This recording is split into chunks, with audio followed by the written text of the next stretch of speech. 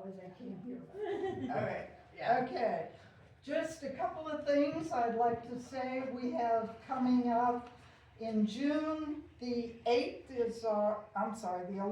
is our picnic for members here. We have a couple of Saturday, May 23rd, we have the author's night. And June the 11th, no, I'm sorry, I should put my glasses on so I can read and that'll make me talk louder. The 24th of June, we have another open mic night for all people that like to entertain others. You are most welcome. Last time it was out in the gazebo and they had a great time. No, you're fine. I'm happy to have you. I'll try not to yell too loud. Okay. Also, I wanted to mention before we get into our talk, Kelly and I worked together with the idea, anybody that would like to join either of our museums tonight or May 23rd, when we have the second part of this talk, we will do both of you for one price, which would be $40. That's a reduction. It's a $10 discount. Yep. What's the other new? So we would welcome anybody that would like to be a new member. Did you want to know what the other organization? I- So it's for Claremont Historical Society. Is the Yes. other member? Yes, it's Clermont County Historical Society. Kelly is the president, and one afternoon she was talking about Aletheia Pattison. I said, oh, she happened to live upstairs in this home. And she said I was doing a short paper that turned out to be well over 100 pages. And I thought, she knows a lot. Maybe she'd like to talk about it to our group here. And that's what she agreed to do this evening. So this will be the first time she has made this presentation, and we are all fortunate enough to hear it. So, Kelly, anything I forgot, come on over and tell them. No, I This is Dr. Kelly Wright. Thank you all. think I would just mention that if you want to wait until after my talk to see if it's worth springing for the membership to the 23rd, I would completely understand that. It would seem very prudent. But I am going to apologize up front for using notes. I have not talked about Aletheia or thought about Aletheia or written about Aletheia for more than 20 years. So the bad thing about written notes is that I will follow closely is that it might be a little more boring. The good thing is it gets you out of here on time. Because as my friends who were rather late today, so I forced them to sit in front, which is exactly what I do with my students who are late to class, have learned tonight, there are some advantages to, anyway, we gotta get talking about Aletheia, so never mind. I did want to mention too that we have circulated a little flyer about a fundraiser that we are holding. It would be a very modest fundraiser, really just to be able to bring speakers like this again. But Ann Hagedorn is going to be speaking for us on her upcoming book that she is writing frantically on. So she's only giving one talk a year, and she's going to give that to us in June. We would love to see you all there. She will be speaking at Cranston Memorial Presbyterian Church, which is in New Richmond, which is an important church in the history of the anti-slavery movement, not just in the Ohio River Valley, but universally in the country. So we'd love to see you all there. And we don't have it up yet, but we will have something on our website where you can make a reservation if you would like to come. So if you didn't get one of these, please pick one of those up. You know, you can't come to a talk at any kind of small nonprofit without getting a pitch, right? So pitch over. So Aletheia Pattison, if you would click to the next picture, that'd be great.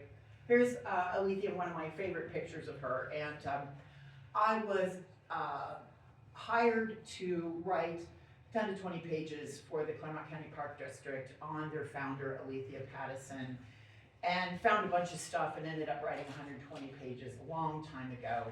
And it's just sort of languished since then, as people, I guess, figured out what to do with it. But I never really got to put Aletheia in context. I ended up finding so much stuff out about her life, and she lived to be 97, and she filled that life with a lot of stuff, that there was no time to do what good historians are supposed to do, which I was clearly not at the time, which is provide the context that helps us understand the decisions she made in life, who she was, what she valued. And so tonight, you are guinea pigs, very much the same way as I'm a guinea pig, and trying to figure out if we can figure her out. So please bear with me. So Aletheia was a socialite, a philanthropist, a preservationist, and a world traveler. She was born into money, in this lovely house we're sitting in, and she was educated at Vassar, and she took advantage of her affluence to live her adult life as a perpetual volunteer, frequently in war zones. At the end of World War I, she drove an ambulance in France. She then moved to Poland, at first working just behind front lines to supply the soldiers who fought the Bolshevik Revolution, and later organizing schools and programs in farming and hygiene for Polish children.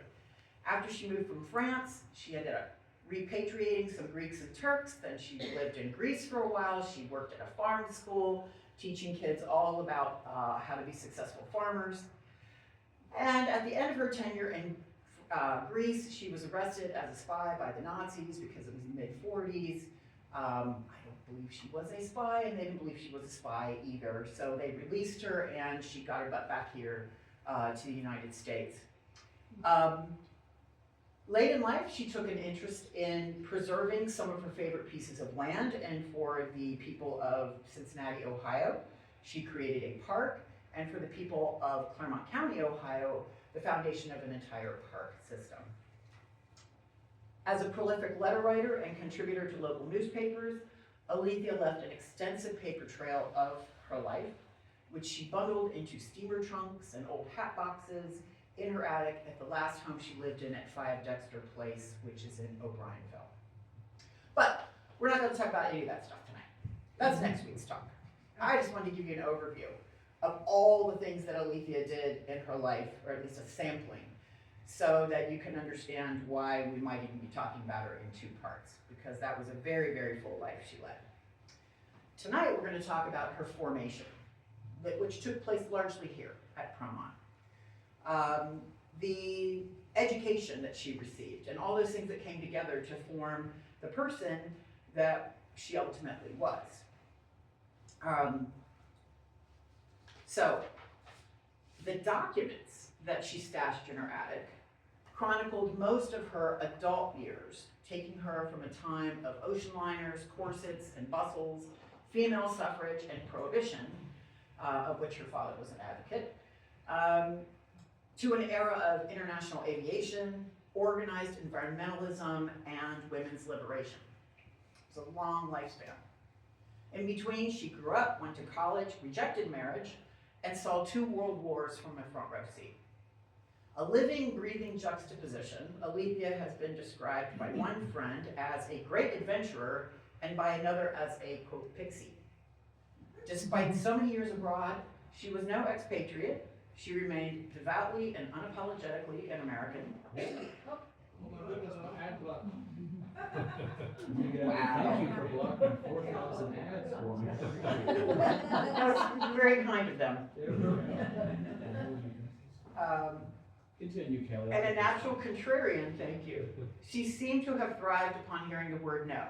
All you had to do, her close friend in Greece said to me, was tell Aletheia, you can't do this. That's all it would take, she'd go do it. But she was also a traditionalist.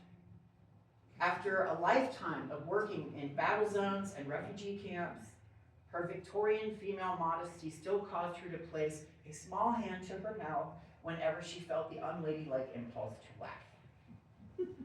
The groundwork for all these contradictions that ultimately came to be Miss Aletheia Pattison was laid in her childhood here at Promont, this beautiful 19th century Tuscan villa in the middle of Milford.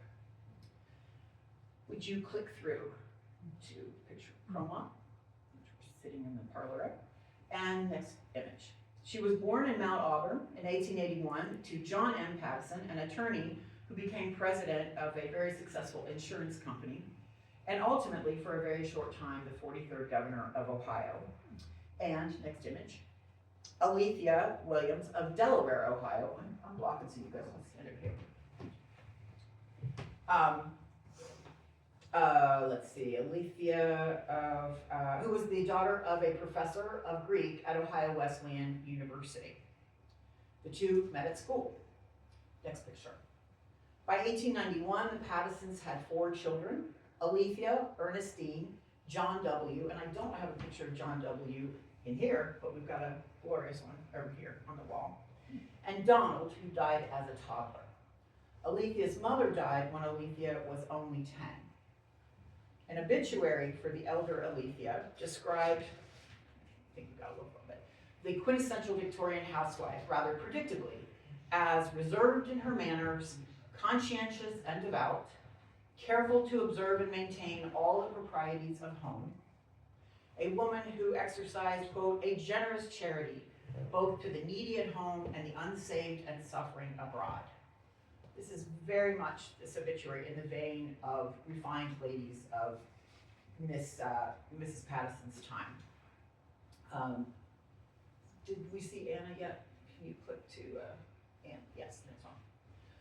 When John Pattison married his deceased wife's sister in 1893, Anna, Aletheia was quick to accept her new mother. Anna Pattison survived until the age of 100, living with Ernestine, who, like her sister Aletheia, never married, and Aletheia when she was back home from her travels abroad. Anna Pattison was one of the early members of the Cincinnati Women's Club and was a founder of the Cincinnati League for the Hard of Hearing, later renamed the Cincinnati Speech and Hearing Center. Next picture. The Pattison children grew up with servants and 8 pull cords in this house to call them, and a teetotaling Methodist father. As a child, Aletheia loved animals and had several horses, did well in school, and occupied her days pasting chromolithographed images into scrapbooks and sewing needlework projects, like other little girls of her generation. This is a scrapbook I happen to own. It was super typical of the time. Adults occupied themselves in the late 19th century with this pastime.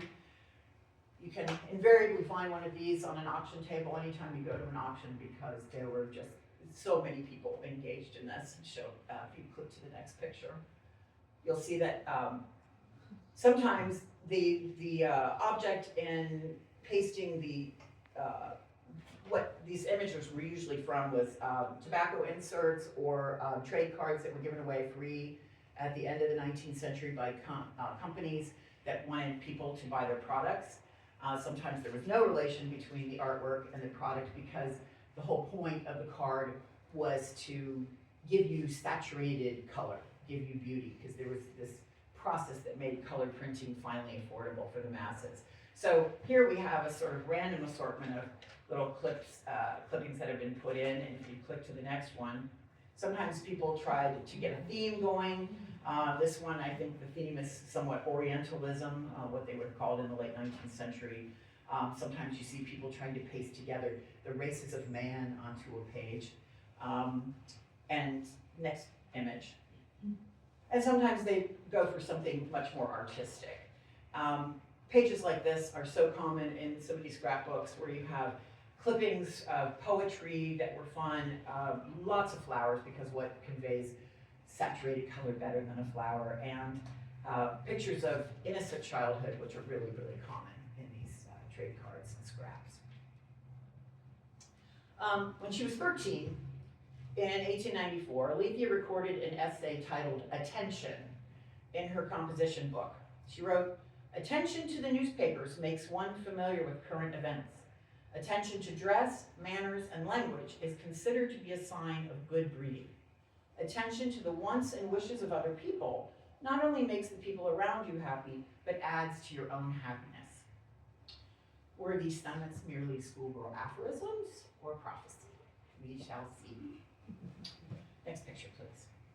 In 1899, she left Promont for Vassar. Oh, sorry, that's one of the kinds of labels that was popular to paste in these. That's a label from from a fabric manufacturer advertising their lawns, a kind of cotton fabric. Next picture. There we go. So she goes to Vassar in 1899. That Gothic revival masterpiece in the Hudson River Valley that some of our attendees here tonight have attended as well. Shout out to Kelly Watson over there. There she primarily studied languages, although she wrote later in life that her course in hygiene was equally important for the life she led overseas. At Vassar, she became a, quote, woman of letters. The most common leitmotif in her writing being her brother Jack. "Isn't Jack well," she wrote to her parents, "or has he hurt his right hand? I spend part of my time wondering what has happened to him." Her next letter home continued, "I hope father is better. He hasn't written to me this week. Neither has Jack for that matter. Isn't he a dear, sweet brother and one to be proud of? I am sure I wrote a few letters to my family when I was his age, and I am equally sure I didn't like to any better than he does." Next image. Alethea's dad did write to her frequently, and one of the most fun parts of researching Alethea's life was reading the correspondence between the two, because it was really very sweet. In her freshman year, he wrote to Aletheia in this aspirational tone: "I am sure you will come back to your house and ours, the same small, loving girl. You doubtless will learn to be, if possible, more considerate, more polite, more kind, and more ladylike, more womanly, but still the same affectionate daughter to Mama and me." But by our senior year, he was exhausted from 4 years' struggle with his daughter's penmanship.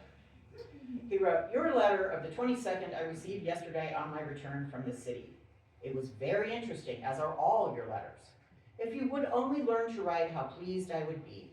I am really surprised the teachers at Vassar have not made you take lessons in writing. Your writing is really disgraceful. No better, really, than should be expected of a girl 12 years old. There is absolutely no character in your writing, and unless it is the letter O, you do not form a single one correctly. And you know there are only 26, so I think when you come home, you and I had better have a private school up in the attic. I will get you 26 letters, and you can select your style. We will say nothing about it to anyone, and being a college girl, it will of course not take you very long to make just the 26, you know, and you will have no trouble to put them together in words. There, that is the best scolding I have given you for a long time. Yes, I know I write badly, but then I am not a girl, or a young lady, or a Vassar scholar, and besides, I can write reasonably well, when I try, while I don't think you can." I so had PTSD about my dad. I'd completely forgotten this, but I won't say anything more for fear you will not write to me for a week. I included this picture of the founding of Vassar because it's going to forecast a little bit some of our subject matter this evening. I want you to look at the founders of this all-women's college and see if you notice anything. Next picture, please. College life at the turn of the 20th century was much the same as it is today, a 4-year odyssey of classes, meals, and snacking. There was fudge made in paper boxes and popcorn balls. At least once, Aletheia substituted water and ketchup for tomato sauce, a college classic. Some snacks were more elevated, though, in the New England style. Vassar girls made maple panouche, a kind of soft candy. Ever heard of it? Ate hazelnuts and figs, oysters, and homemade maple syrup. And when Aletheia received the gift of a Japanese stove from her family, few of even her peers had ever seen such a contraption. Now, I don't know what Aletheia's look like, but these are both examples of the late 19th century. It's a kind of brazier. You'd have your little flame going inside, and of course the one on the right is more highly decorated than this little bronze piece over on the side. I'm not sure who gave it to her either. Let's see, not many college students of the 21st century would rave about the usefulness of a chafing dish, but in 1900, Aletheia was thrilled with hers, a gift from her brother. Next picture, please. Oh, never mind, go back one. Sorry, I ended up not finding one. Ernestine enrolled in Vassar in 1902, and the girl's mother kept them informed of life at Promont. In 1900, she wrote to Aletheia, By the way, in straightening up John's room, I came across your letter written from Poughkeepsie to him, carefully saved with some other letters and things, so I left them just as they were. Boys are curious creatures and never half as perverse as they seem. Her parents' letters to her recounted details of the life at Promont, comings and goings of neighbors, the installation of electric service into Milford in 1905, and train lines that were going in everywhere. Aletheia once wrote to ask whether her horse Peter had become habituated to the traffic of cable cars. Now, Aletheia Pattison was among the first waves of affluent American women to go to college in the fourth quarter of the 19th century. But their curriculum was far from what we would describe today as progressive. Nevertheless, her training was teaching Aletheia to inquire into what life could potentially offer her. She wrote home, "Professor Salmon gave us a talk this afternoon on occupations open to college women. I wrote as many as I could remember down after I came back, and I've thought of 27 so far.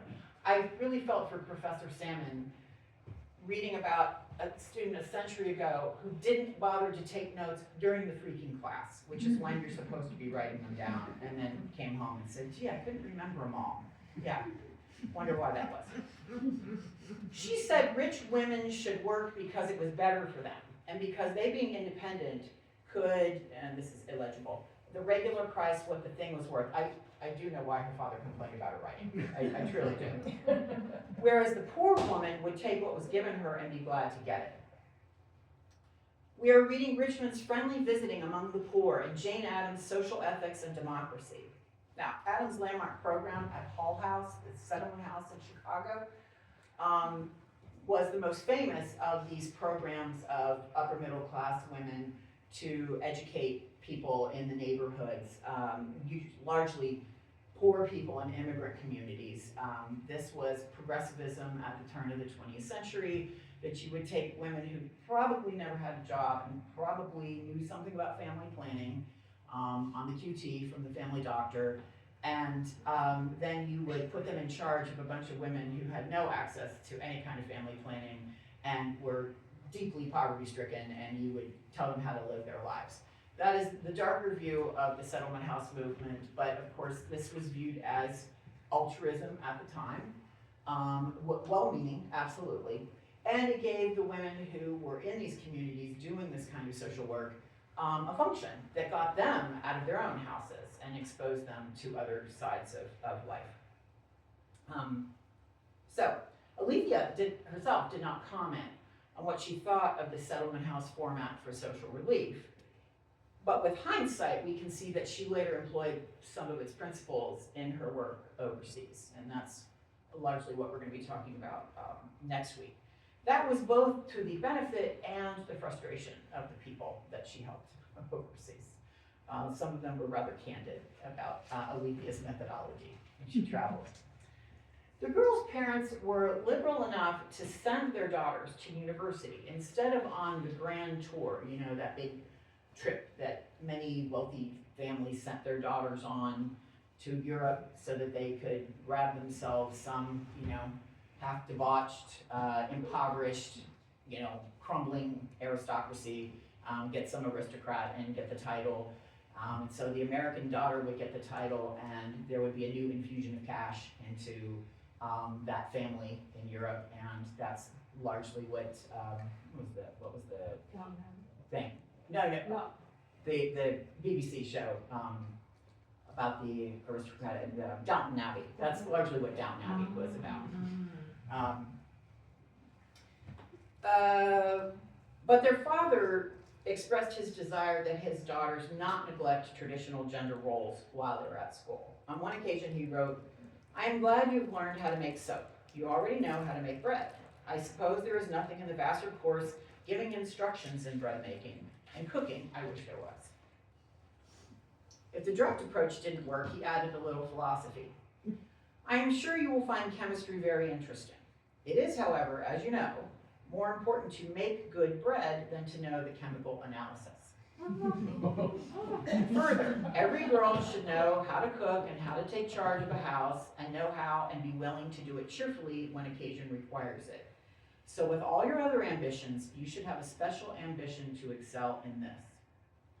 He did sometimes have sterner words to impart. In one particularly impassioned letter to Aletheia, he urged her and all the women of Vassar to use their strength of character, their education, and their moral superiority to help keep the men of their age from being tempted by drink. Yeah, the prohibitionists. Now, John Pattison had his reasons for stressing the importance of home economics. Both of his wives were born in a time in which women occupied what many historians have characterized as a separate sphere. A world in which the activities of women, especially of the upper classes, was very much circumscribed by what society dictated, that they should behave themselves. They became charged with maintaining the respectability of the family. They had lots of duties that were involved in this.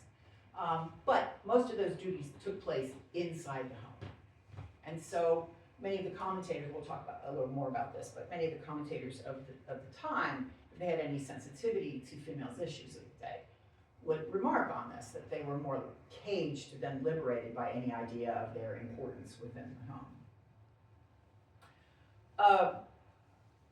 Women of Anna Pattison's, remember her second mom, Anna Pattison's generation and class did not attend college.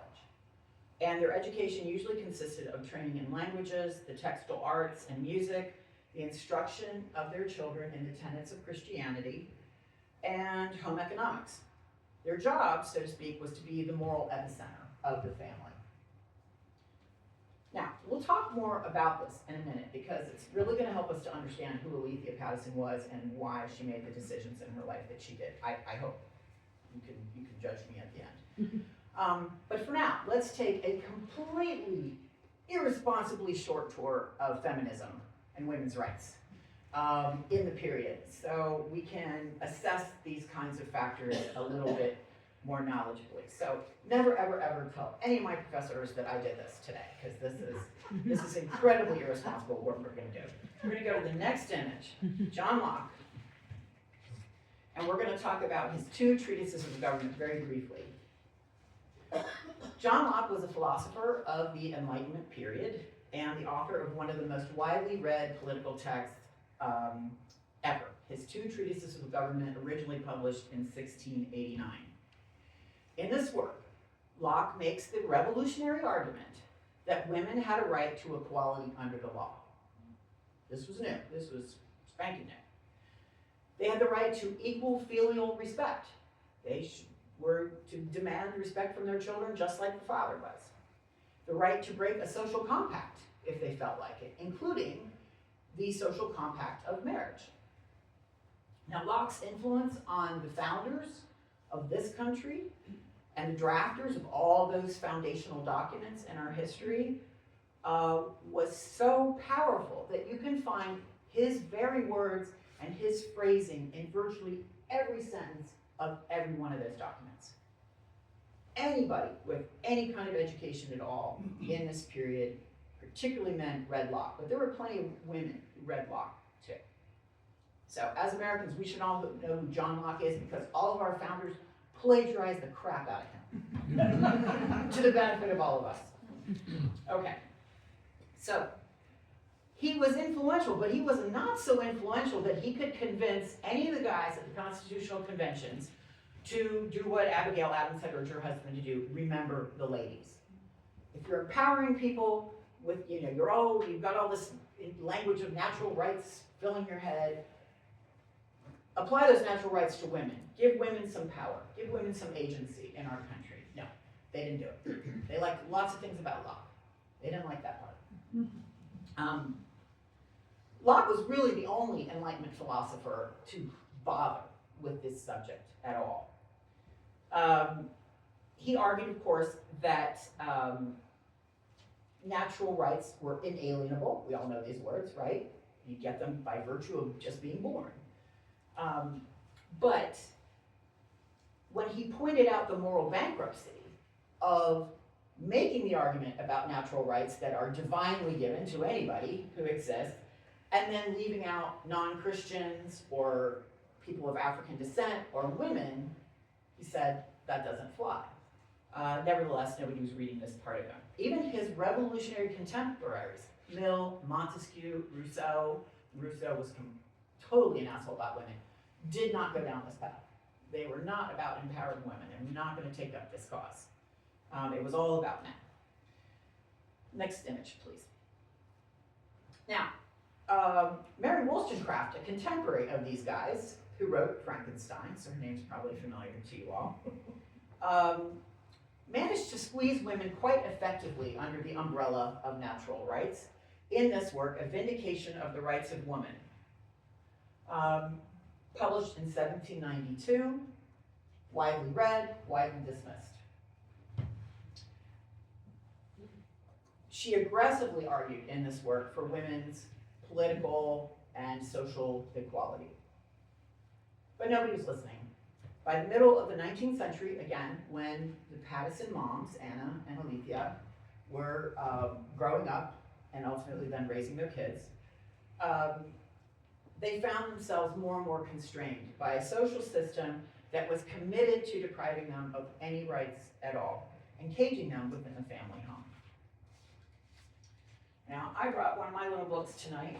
If you click on the next picture, you can see this in the back, but you're free to circulate this. This is a little volume from 1843. Woman as Maiden, Wife, and Mother. Pass that around, take a look. Feel free to look and read it, whatever it says, but don't listen to a word of it. It's written by a lady, and I guarantee you a lady was a man. I don't care what it says in gilt on the cover. Increasing urbanization and suburbanization brought on by the Industrial Revolution. We're not going to have a lot of time tonight to go into that, so you'll just have to go back to 6th grade when you made some diorama about the Industrial Revolution and draw from that. Remember, the Pattisons lived out here in the suburbs of Cincinnati, and Mr. Pattison took the trolley down to Cincinnati to his Union Pacific insurance office. So that was urbanization and then suburbanization, the people moving further out from the center of the city. But all that stuff had disrupted traditional patterns of living. And in this new society, it was really hard to know, as people moved in the North especially had immigrant communities, and natural reproduction rates, things like that. Demographics were exploding in this country. It became really difficult to know if the people you were associating were quote unquote good. In the old days, everybody knew everybody else in a town, and you knew who was from the bad family and who was from the good family. But at the time, the Pattisons were settling in here and then ultimately raising their kids. It was really, really difficult to know. And so the onus of making your family look respectable and making respectable choices really fell on the shoulders of women. Now, they came so fast, these changes in society, that they created this opportunity for a lot of 19th century wannabe Martha Stewarts to write volumes like this to tell women how to conduct themselves. Their advice consistently revolved around this holy trinity: maidenhood, marriage, and motherhood. The full title of Woman as Maiden, Wife, and Mother continues: an epitome of social duties and domestic enjoyments. And guess what, folks? That's it. That's all women get to. That little volume there. That's what women get to do. And if it's not in that volume, they don't get to do it. So you are a virgin maiden, and then you get married, and then you have your kids. You're out. You're not getting a job. You're not bothering to think about things. You're not pondering great philosophical questions. You're not publishing your volumes. You're not, going with your husband to the Lyceum anymore. Or if you do, you probably keep your mouth shut. Because more and more the pressure was on to do that as the century continued. A lady explained her motive for writing as a wish to stimulate the female sex to, quote, think aright, and to serve her family property from virgin girlhood and beyond. Girls were to expend their passionate natures in playing with dolls, and for the mothers who were reading this, they were terrified into reading further by tales of girls who had listened to too much music at school and had been driven mad. And how horrible it would be for the family to have a nursemaid who told Gothic tales to your kid at night and disrupted your family that way. And of course, this was the time of Gothic romances, so in 1843 that might have been legitimate, but I don't know how many kids were terrified by reading Ivanhoe at night, because that was the book everybody was reading in the 1840s. Okay, so next picture, please. A lady was somebody in a sea of people writing similarly prescriptive texts for women. Catherine Beecher, Harriet's sister and one-time resident of Cincinnati, published more than most on the subject of the female's role in this new society. Her treatise on domestic economy of 1841 alone is a 400-page doorstop of rules and regulations for women. The book she co-authored with her sister Harriet in 1869, this one, continued to stress what we would call today efficiency in home management. And her introduction to the treatise makes it clear that she perceives the political and economic roles in any family to be the distinct purview of men. Next picture, please. Now this was the quite constrained cultural milieu in which well-to-do American women found themselves at mid-century, but legally they were just as constricted. The American system of jurisprudence still recognized an Old English precedent called coverture. Has anybody ever heard of coverture? No, thank God. Coverture is a legal fiction. It's an idea that isn't true, and everybody knows it, but for the purpose of the operation of the law, it is held to be a truth. And what coverture says is that when a woman marries, she ceases to exist. She is no longer Jane Smith. She is only now Mrs. John Doe. That is the extent of her identity. She's an extension of her husband. Marriage for the woman was civil death. Absolutely.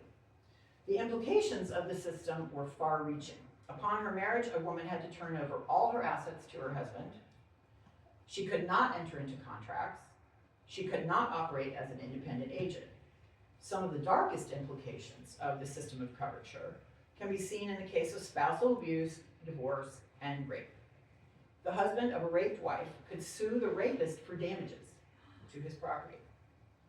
Although a husband could never be tried for rape, as his wife was merely an extension of himself. The wife had no case no cause to bring against an abusive husband, and she better hope that if she had a husband who beat her, that she lived in the South, where the system generally held that if you had brothers or a dad who could go beat the tar out of your husband, then he would just go beat the tar out of your husband and say, don't do it anymore, and they would just go on like that. It was particularly a Southern system. Convention in Alethea's time held, however, that wife beating was a perquisite of marriage. And the idea continued through the middle of the 20th century, and for proof, all you need to do is watch film noir. Anything from the 1930s through the 1960s, you will see this. You'll see lots of slapping, you'll see lots of beating, you'll see lots of thugs like holding up the woman. Okay, I promise we're getting back to Alethea, I promise. Next sign, please. I wanted to go back to this one, if you will.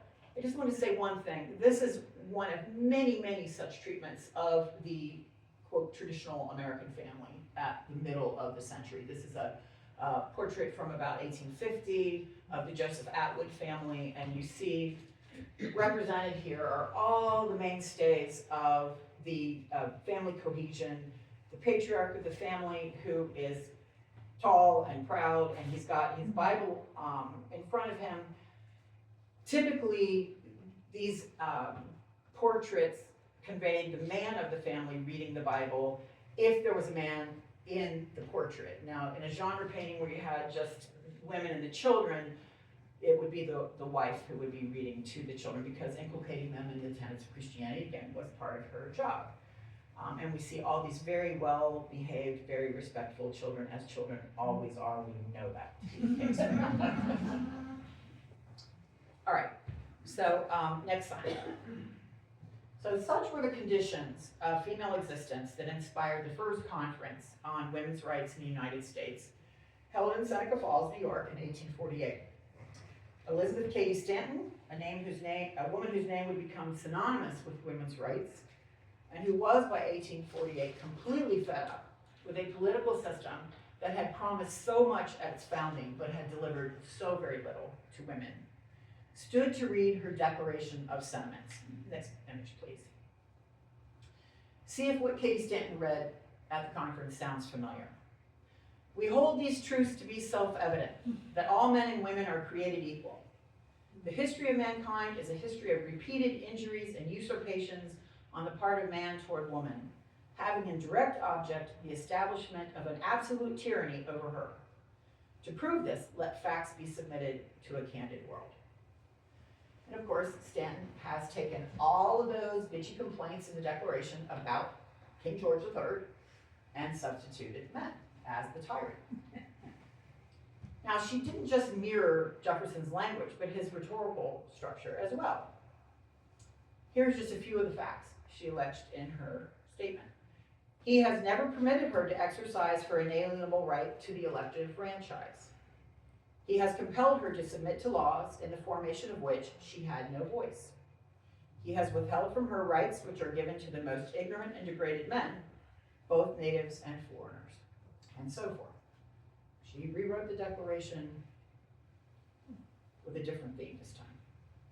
It took the great disappointment of the country's failure to include female suffrage in the 15th Amendment. The 15th Amendment was one of the Reconstruction amendments after the Civil War that gave black men the right to vote, but left women out. And of course, the anti-slavery movement and the women's rights movement had been very, very closely aligned through all those decades before the Civil War, and then they just kind of fell apart when black men got the right to vote and women did not.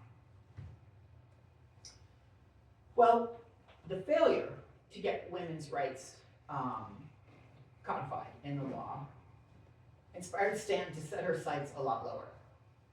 And so, not even 20 years later, when she's given up really all the hope of seeing women enfranchised in her lifetime, and in fact, she would not see it in her lifetime. Women did get the right to vote until 1920. But still fearless, she began arguing that if women could not achieve political or social or economic parity in this country, then they should at least be able to get divorced. Now, in Stanton's time, divorce could be granted only on these limited grounds: adultery, desertion, cruelty, and lunacy. And these had to be proven in courts of law that were already hostile to women. Any of the property, as we know, with which a woman had entered a marriage, upon that marriage had become her husband's property, to do with as he wanted, without consulting her at all. So most women seeking a divorce, even with lots of evidence on their side, were left without any means of securing an attorney. Were they even able to find an attorney who would be willing to represent them? When they did manage to secure a divorce, they typically lost everything, including their homes, the right to take back their maiden names, and their children. Next picture, please. Now here's Stanton with Susie B. Anthony, and they're both obviously later in life. That's her good buddy. It was clear to Stanton that draconian divorce laws perverted the course of women's daily lives, robbing them of any real liberty. Here are a couple of excerpts from a speech she delivered in New York City in 1871. I think you might hear in its language a direct shot across the bow at biological determinism in books like Woman as Maiden, Wife, and Mother. That book that says, hey, if you're female, these are your jobs. These are the three, no others. Stanton wrote, let us remember that womanhood is the great fact, wifehood and motherhood its incidents. I think here she is particularly daring because she is reversing the order of importance that had been applied to women's functionality since the dawn of time. Women don't exist to make families. Women exist. If they choose to have families, that's incidental. That's what she's arguing. That word incident she uses over and over in this speech. She continued, here is the secret of the opposition to women's equality and the state and the church. Men are not ready to recognize it in the home. But let the state be logical. If marriage is a civil contract, it should be subject to the laws of all other contracts, carefully made, etc. But if the immoral acts of either party or insurmountable difference of organization, meaning they just can't get along, essentially annul the contract, let the state declare it so. Ultimately, what Stanton was arguing for here, but would never live to see, was no-fault divorce. You don't need to prove lunacy or battery or anything else. You can just decide to dissolve your marriage. Then Stanton looks away from institutional sources of marital unhappiness to posit what to us today will seem ridiculously obvious. How to marry, she writes, is the primal question to what justifies divorce. And to know how to do the first wisely would, in most cases, obviate the necessity of the other at all. But most people were not advocating that women even consider this.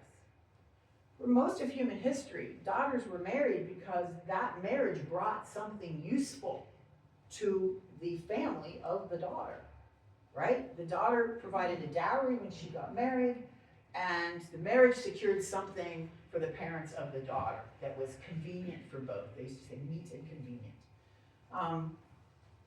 So Stanton's still being revolutionary in this question. Now, she has implored the church and state to recognize women's plight, but if they blow it off, and she strongly suspects that they will blow it off, they won't worry about women. She wants to ask the women themselves to be really, really careful about choosing whom they marry. And with the marriage state well considered, they might decide to avoid it altogether. At the very least, they should make very informed decisions about the spouse. She wrote, when women are scientifically educated, again, a very progressive idea, part of this context in which Aletheia was growing up, they understand all the responsibilities that parenthood involves and the long train of evils that flow from blunders in these primal relations. Drunkards, gamblers, tobacco chewers, and debauchees will be at a discount.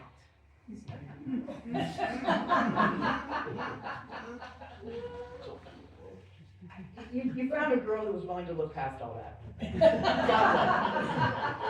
Let no girl marry a sensual man to reclaim him. There are stains on such a soul that no love can wash away. See, before there was Maury Povich and Oprah and all this, there was Stanton saying, don't marry these guys. Don't marry. They are going to bring you misery. There might be a better system. Now, alcohol addiction, or what was termed at the time drunkenness, was seen as a personal moral failure in Aletheia's day. And one of the greatest sources of marital misery in industrializing America. Saloons lined the streets outside of factories, enticing workmen in with offers of free food and a good time. Many men lost their paychecks long before they navigated home at the end of the night. And I doubt I need to recite statistics to this audience on the link between substance abuse and spousal abuse. This is something that in our age we are well aware of. On this particular subject, we see a marked similarity of thought between teetotaling Father John Pattison. See, I've made it back to the Pattisons, I promised you. Father Pattison over here, and feminist Stanton. Remember that their father encouraged Aletheia and Ernestine and all the women of Vassar to use their strength of character, their education, and moral superiority to help keep the men of their age from being tempted by drink. He was a prohibitionist, man of the world. He knew that there could be really serious consequences for choosing a drinker. Next image, please. So, given the social expectations of women of Aletheia's class, and the cultural, economic, and legal penalties that would most likely befall a woman who was deemed to have failed in her duties in marriage, it seems quite sensible that her loving father would advise his daughters to take home economics seriously. Being good at running a home was, in fact, considered the way that you created domestic bliss, in no other way. Now, there was no escape from the bustle of next picture, please. Despite Stanton's and other authors' well-argued, reasonable, and sometimes desperate pleas for an establishment that was at least fair to women, the world Aletheia Pattison was born into in 1881 was even more constricted and often quite literally. I have been staggered in looking for images for this talk at how many companies there are, usually entrepreneurs on Etsy or whatever, women who are making corsets again and touting the benefits of wearing a corset. There's a lot. You type in corset in there, you're gonna find very little on the evils of corset wearing and a lot from people who are really successful at getting hits on the internet from people advocating that we wear corsets again. So there was no escape from the bustle for upper class women. And next image, please. Here we see one. She's corseted, she's bustled. You see the bustle over her rear end. You don't see it as pronounced as you would in some images. This is another one of those little trade cards from the late 19th century. But she's doing her laundry. And the takeaway from this is, and there are millions of these things, literally millions of these cards out there. Just go on eBay, you can buy one for $1 sometimes, because they were reproduced so prolifically, showing women saying, hey, I am upholding the respectability of the family. I have dressed just so. I've got the corseted, the tiny little waist, and who knows how many kids she's already had, and I've got the bustle, and I have these references to ancient Greece and Rome in my house here, you know, the columned pillar and the flowers that bring in the natural world, and I've got my Spanish revival furniture here to show that we are worldly, and our Axminster carpet from England, and I got all this stuff, and I still have time to do the laundry. She's just dipping her little, this is another one of these little, you know, a little doily in there, because doilies were everywhere. She's showing off the needlework that she undoubtedly made. Little cupwork doily there. Gotta keep it clean. So the late 19th century home was to reflect both inside and out the respectability of its occupants, and the burdens on women to present a particularly moral, learned, and cultivated interior had only increased since Anna and Aletheia Williams the first time, mid-century. Lawns and children were to be well-groomed. Interiors were staging grounds for displays of refinement and worldliness. Can you show the next image, please? Here's another one he's gotten. Now she's not employed in any kind of job around the house, but she is touting the benefits of the Waters Pierce Oil Company, which means she is concerned about what's going into their boiler and their furnace and all this stuff. So she's in charge of the home now. It's her job to make sure it's warm and safe for the kids. But you get a sense from this card of just how busy those interiors were. This is why you had to have servants. Just getting the dog hair out of the tufting on that couch, that chair right there, was going to be impossible. And you see all the elaboration, all the patterning, the oriental effects. And again, that's not a dated term. This is what they would have called it, the orientalism in the screen behind her, just the concept of a screen. The portieres, these heavy drapes that had to be taken down and beaten outside, and you guys know. I'm not telling you things you don't know here, right? At Promont, correct? So these are very, very time-consuming things, and yet she still looks like this for when her husband comes home. Yay, husband. Okay. So next card, please. This is one of my favorites because it's got the whole Victorian playbook all in one image.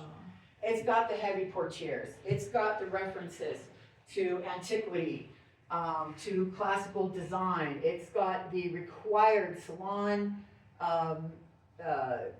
patterning of the artwork on the walls. So when you hung your artwork, stacked it all one thing on the other to make it look like a museum.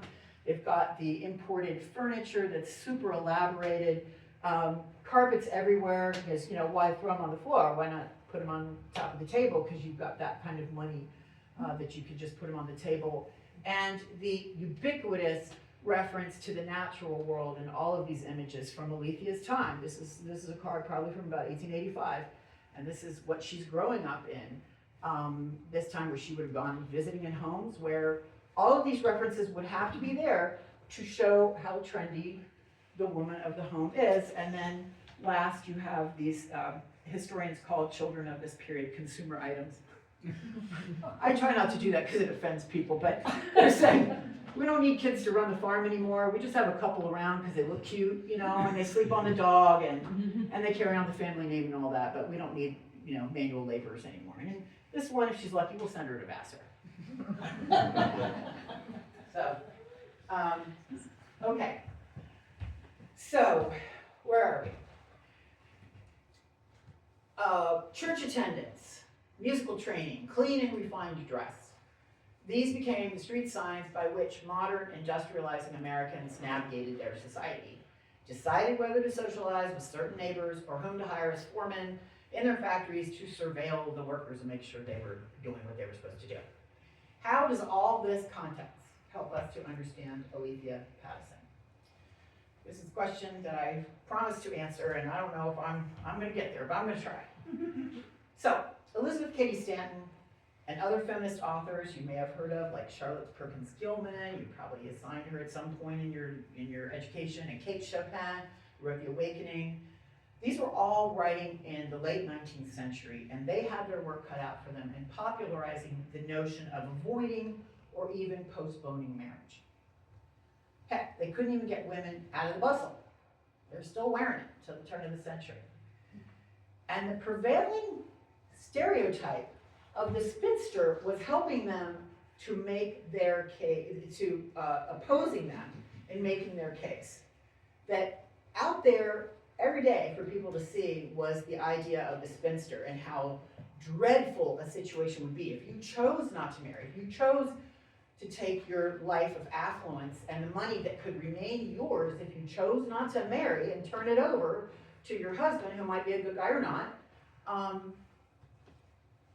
you might then suffer under the stigma of spinsterhood.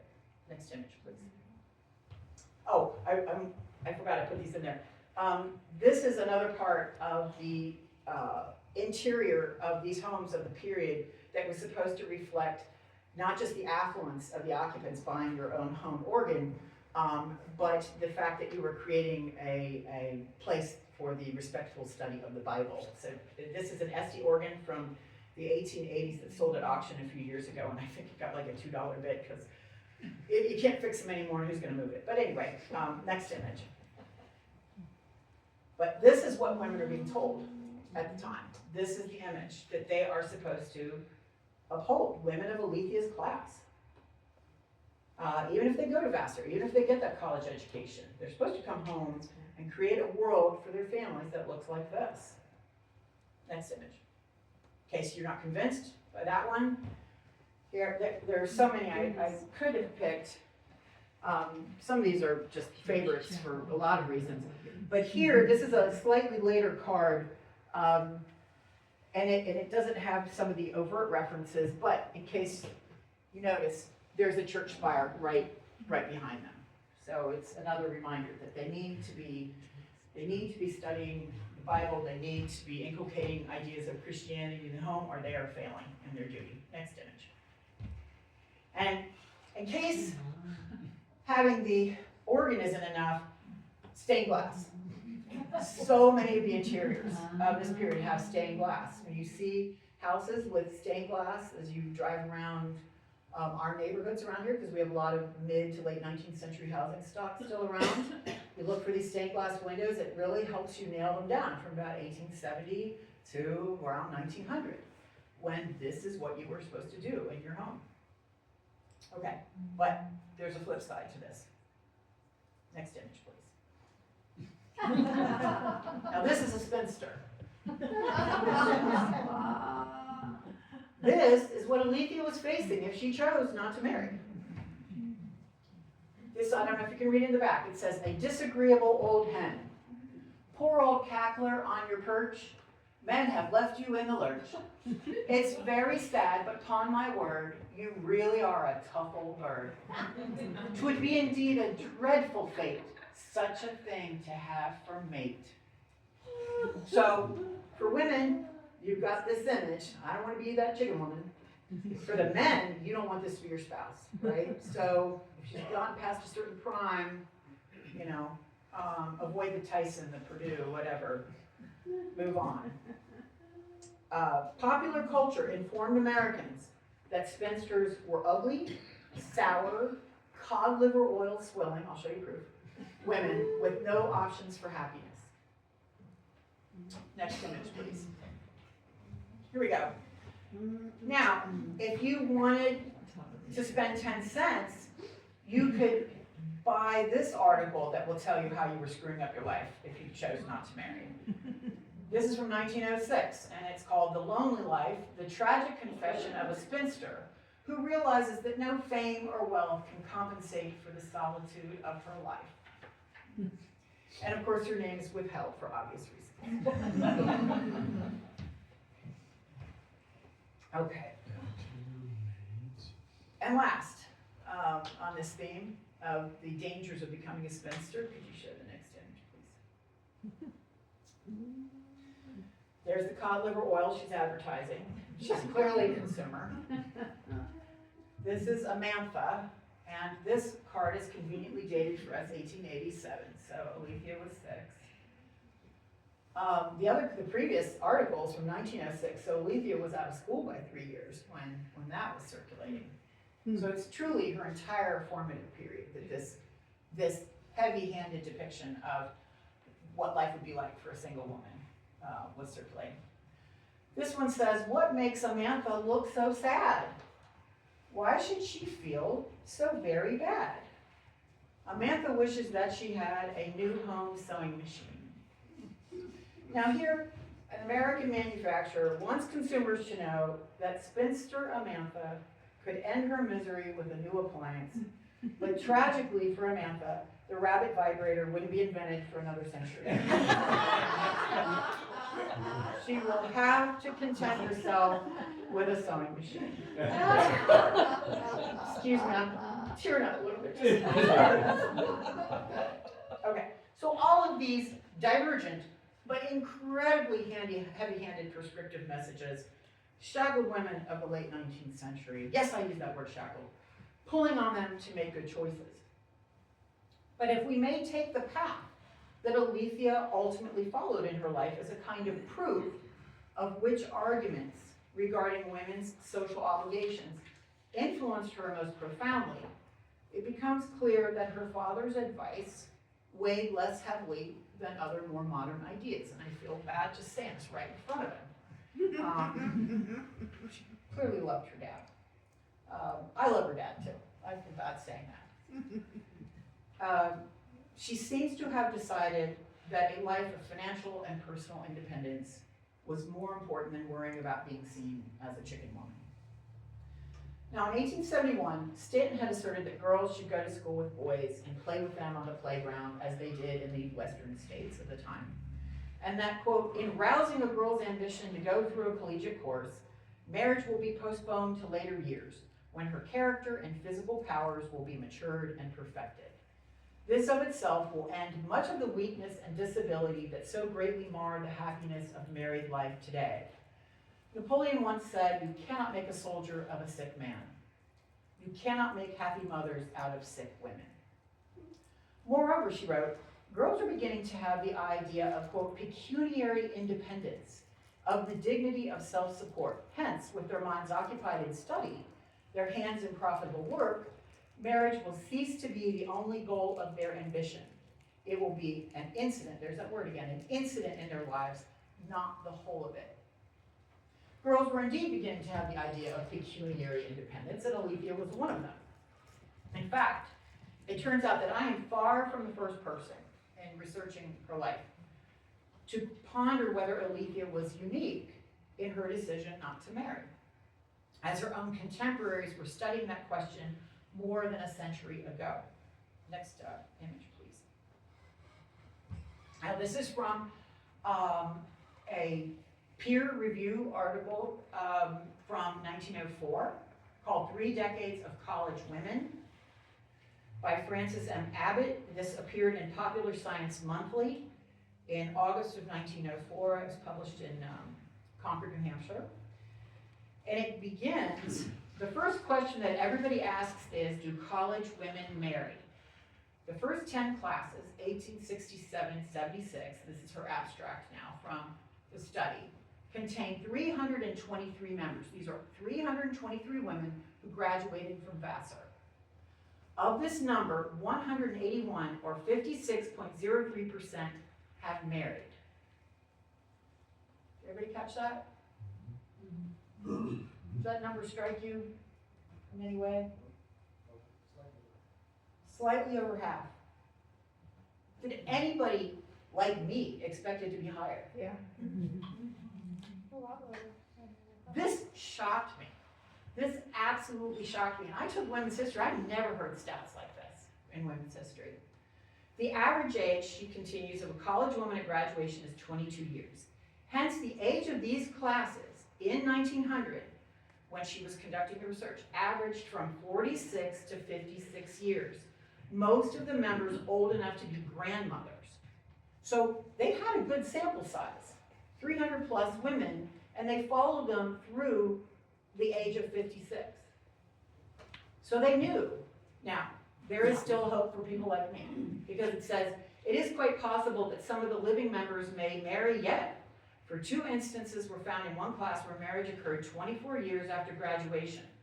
But making allowance for sporadic cases of this sort, so I got a chance still to get married at 62, but it's sporadic.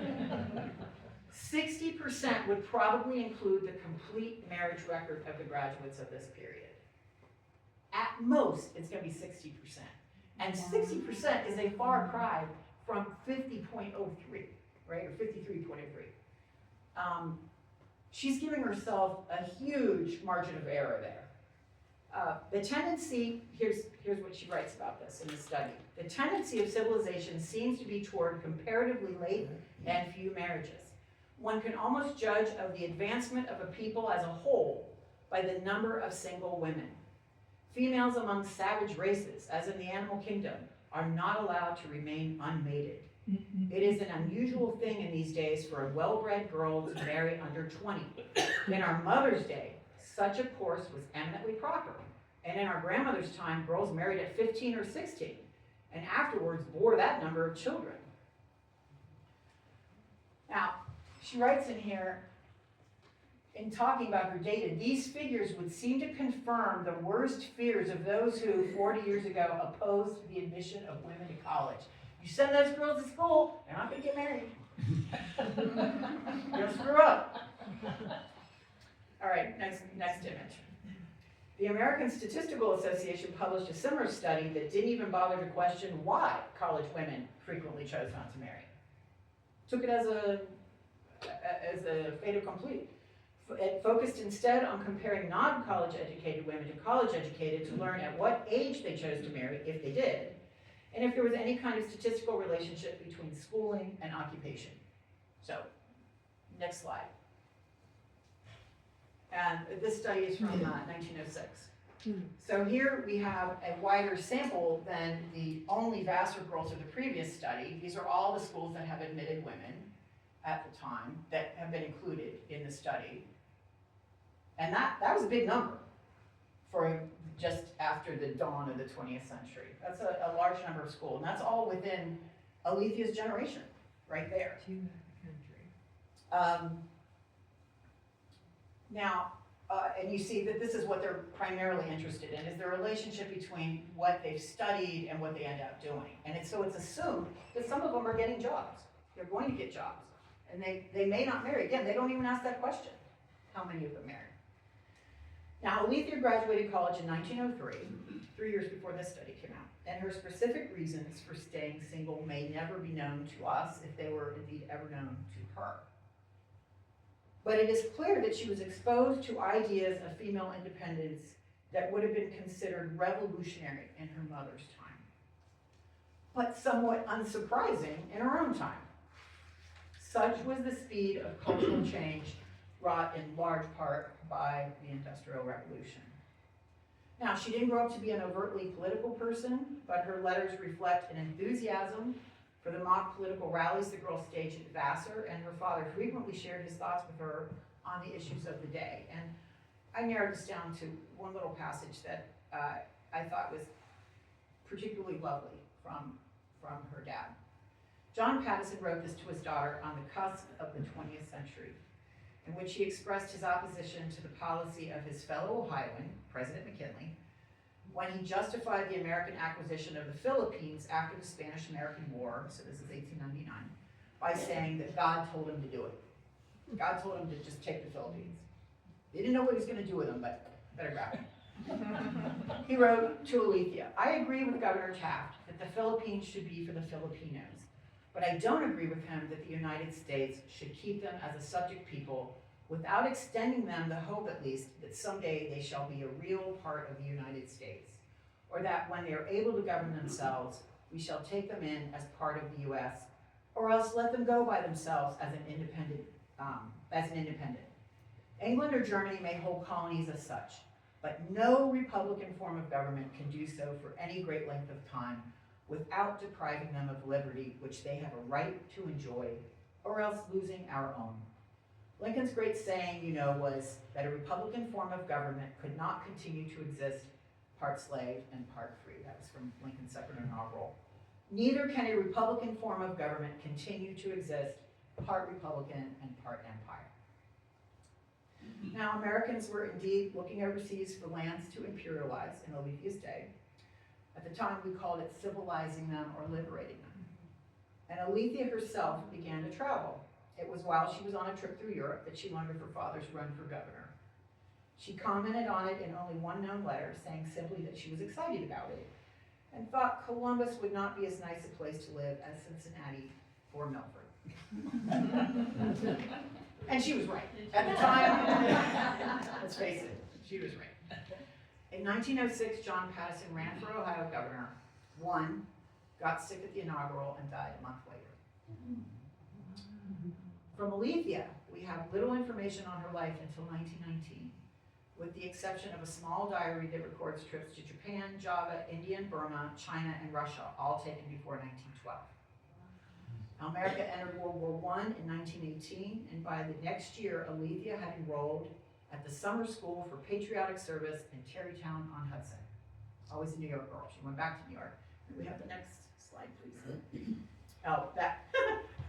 I threw this in just because I absolutely love the handwriting in this graph, and the author of the study gives credit to her colleague in the stats department for his beautiful handwriting and creation of these graphs. You won't ever see this again. Never.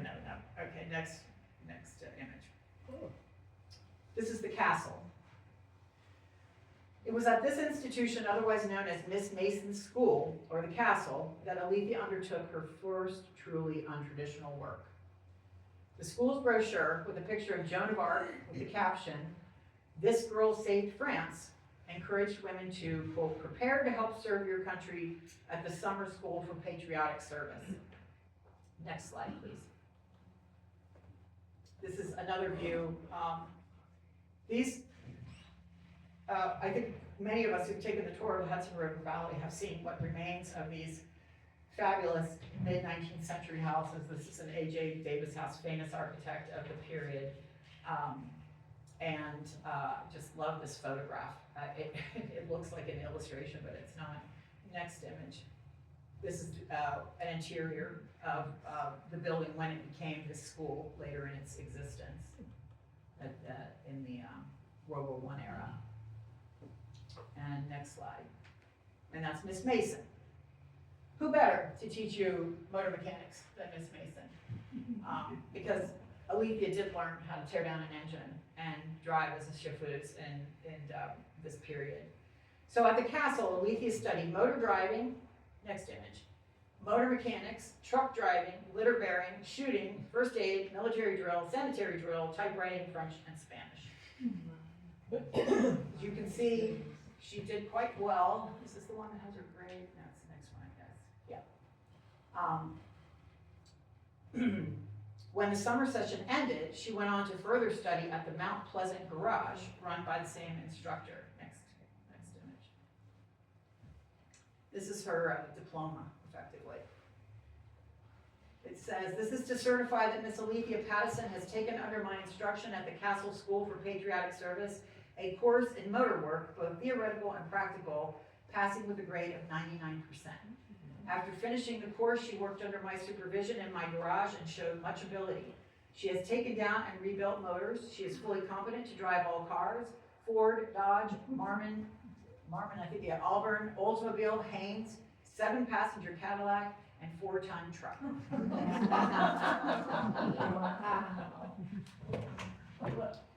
With this diploma in her hand, Aletheia came back home again to Cincinnati. She packed her bags and she sailed to France, ready to put her training to use. We'll talk about that in part 2 if you all want to come back. That's my talk. Thank you.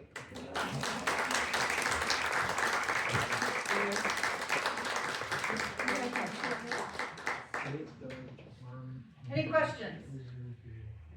Yes. When you said she was traveling in the early 1900s, did she go with friends, by herself? Did she have chaperones, or? Boy, she would not have had a chaperone. By the time she was, wouldn't have had to have had a chaperone. By the time she was doing this, she was in her late 30s. That's when she went to Paris.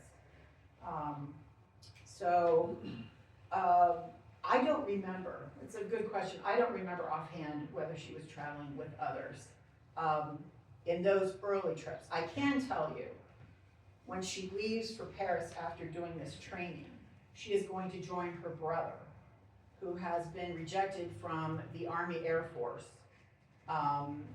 wanted to fly in World War I in 1918 when the US entered the war, and was rejected for a physical problem. And so he had one of the lowest pilot's licenses. He went and joined up with the Polish Air Force. Oh, wow. So she went over with the intent of following him. And she spent some time in Paris, which we'll talk about in the next talk. But in the early trips, I don't remember who she traveled with. Good. Probably Anna, because Anna was still around. They were very close. Yes. Trying to piece together a little bit of the timeline here.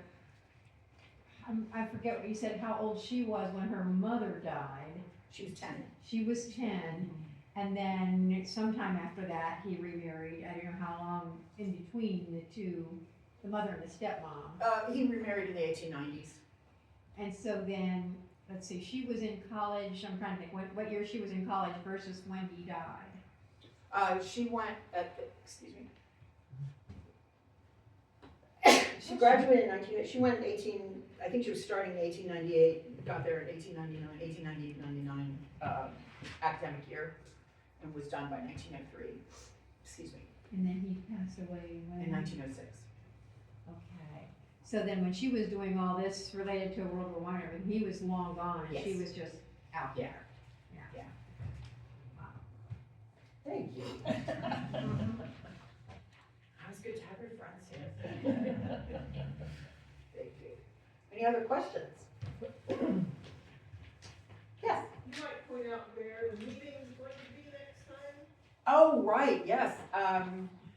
We will be meeting at the Batavia Village Armory, 65 North 2nd Street in Batavia Village. And so part 2 will be at 1 o'clock next Saturday, the 23rd.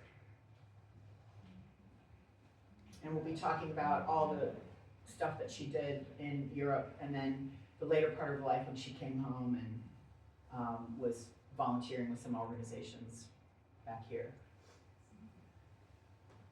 Anybody else have a question? Shelley, you might point out, if they can't make it, Sean will have it on our YouTube. Oh, that's right, Yeah. yes, Oh, Mm-hmm. nice. yes. Nice. It will be on our YouTube channel. Mm-hmm. Yeah, I forget. And that's the I forget how- Claremont County, Yeah, Claremont County. History. Yeah, Plymouth County Historical Society. Yeah, so this is a joint venture tonight. Yes.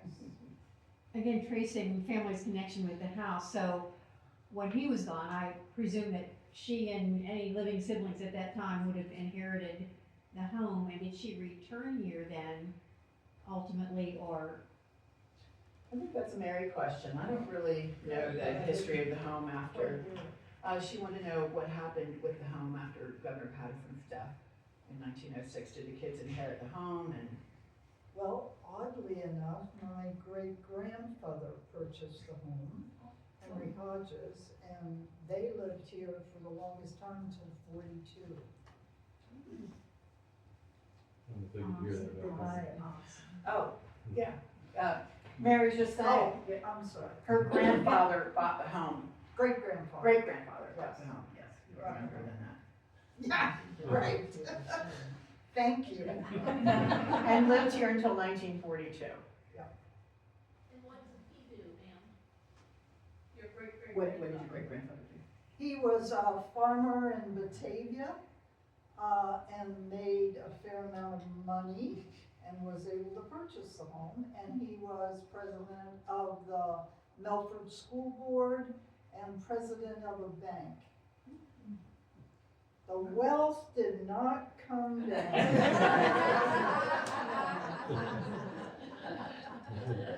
And while I was looking at the pictures, we have an organ back there that I'm Oh, sure right. the women played.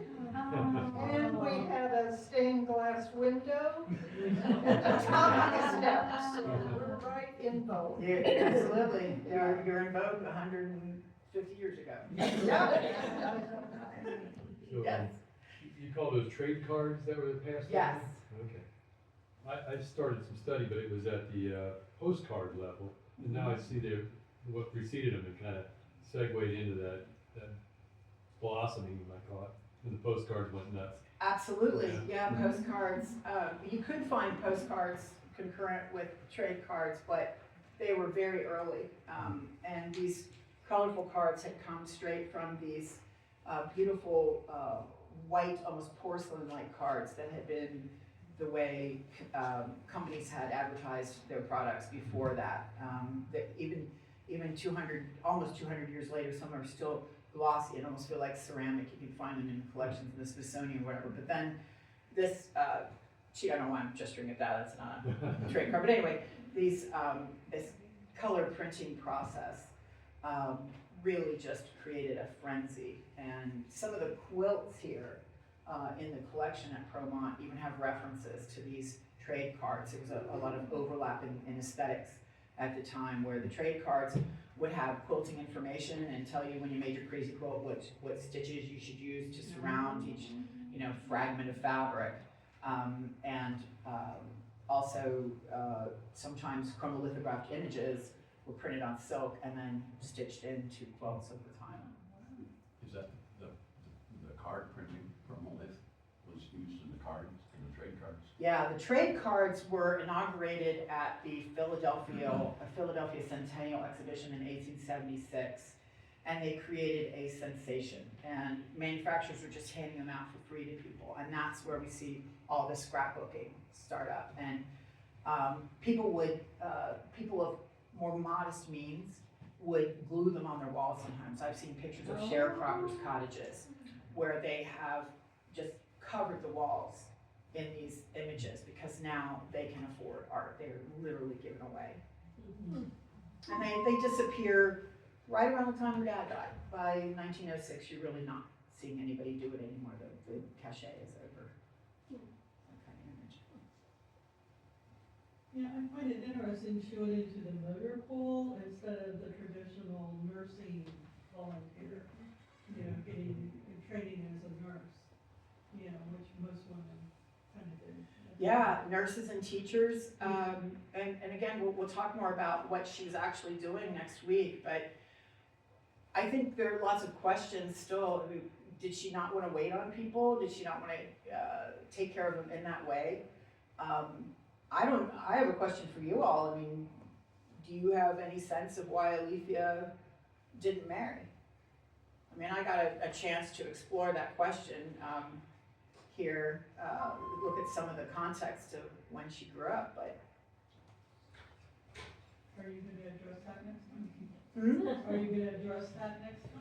No, you all have to address that when you have insomnia. Just think about my talk. Well, why didn't she get married? I mean, yeah, she didn't want to be the chicken woman, but she had money, she could live the way she wanted. Her house on Dexter Place, is a big, lovely house. I mean, she loved Promont, but the house that she ended up having at the end of her life was quite an elegant house. The kids did all right. And that's in O'Brienville, you said? Mhm. Yeah. Right off the park. The little, Owl's Nest Park, I think is the name, the little park right there off Madison, right downtown. Yeah. Kelly, did she have any companions?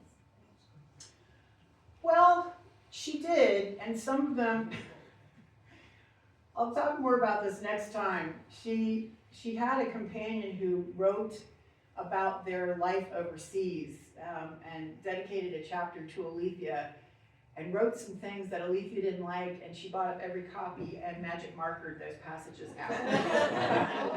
And then mailed the copies to her friends. And there's one copy that is unredacted, and it's if we still own it, it is in the collections of the Public Library of Cincinnati and Hamilton County, and it was published in 1960, and when I took it out 20 plus years ago to write the biography, I was the first person to check it out. Oh, wow. Popular work. Pretty interesting. So, you had quite a wide range of references, and if you did that 20 years ago, you're probably doing it without the internet. Like that document I'm looking at, that's a pretty unique document. How do you round up something like that?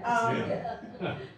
Oh, well, so this document should be here in the library. Oh, it's here. So all of the compiled family documents, I put them all together, and then her two nieces bound them and put their names on them, and they're here in the library. They donated at least one set to the Promont Library. So you should be able to see that document as well. I just Xeroxed. Yeah, Diana. Diana, is that document in the library? I have no Well, I've done plenty of sitting around in that library, and I think you got it locked away on the 3rd floor. It should actually be bound. Yeah. Okay. And it should be cataloged, so just, there was no mystery to the way they were bound, they're just chronological, as I recall, so Okay. just look for that part of her life, and you should be able to see it. I just made Xeroxes of what I was using. Okay. Anything else? I missed the name of her friend's book. Next week, I will have it. I don't remember it. Because I want to be the second person to. If it's still there, they have a lot of book sales down there, Market Square. I do. Yeah. I don't know if my one checking out was enough to make them think there was demand for that volume to stick around. But I would hope they would keep it, because I would hope in the record it would reflect that it related to someone who was a Cincinnatian. Right. We'll see. Do a subject search Yeah. in the card. Well, is somebody speaking? Yeah. Oh, sorry. See, she said do a subject search in the card catalog. Oh, sure. Yes, just type in, nasty friend who wrote embarrassing stories. His book is so they can check out Oh, once that'll and do. it'll pop right up. Okay, well, thank you all so very much for coming out this evening and sharing your time, and thank you, Kelly. You gave us a bunch of things to think about. A lot of, some of them are even on topic too. Okay, hopefully we'll see you all in about a week and a half. Yeah, we're good.